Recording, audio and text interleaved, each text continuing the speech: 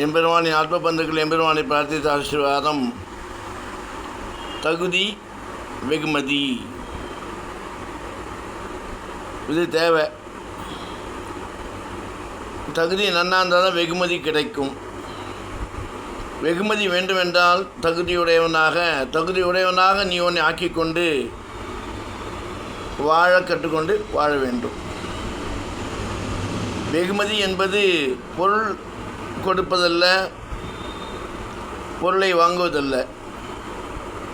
நற்பெயரே ஒரு வெகுமதி தான். அந்த வெகுமதி கிடைக்க வேண்டுமென்றால் உன் தகுதி எப்படி இருக்கிறது, நீ தகுதி உள்ளவனாக எப்படி வாழ வேண்டும், அதற்கேற்றாற்போல் உன் வாழ்வை நீ அமைத்து கொண்டால்தான் உனக்கு வெகுமதி என்று சொல்லக்கூடிய, மரியாதை என்று சொல்லக்கூடிய, நல்லவன் என்று சொல்லக்கூடிய, மனிதன் என்று சொல்லக்கூடிய, மாமனிதன் என்று சொல்லக்கூடிய பெயருடன் வாழ முடியும். அதுவே வெகுமதி.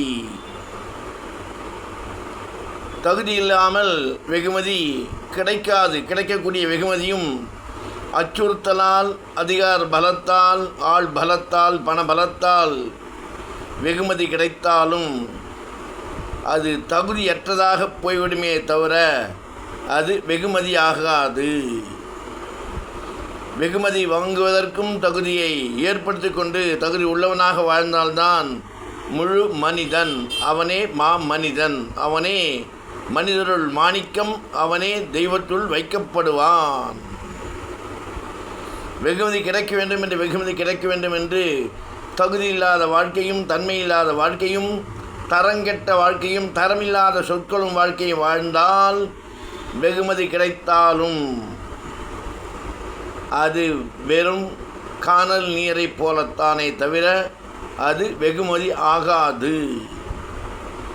தகுதியை ஏற்படுத்தி கொண்டு வெகுமதியை வாங்கி அந்த வெகுமதியின் மூலம் உனக்கும் சமுதாயத்திற்கும், உன்னுடைய குலத்திற்கும், உன்னுடைய நாட்டிற்கும், உன்னை சுற்றி இருப்பவர்களுக்கும் உன்னை கண்டால் மரியாதையும், பயமும், அன்பும் அனைத்தும் கிட்டு நிற்கும். அதுவும் ஒரு வகையான வெகுமதியே.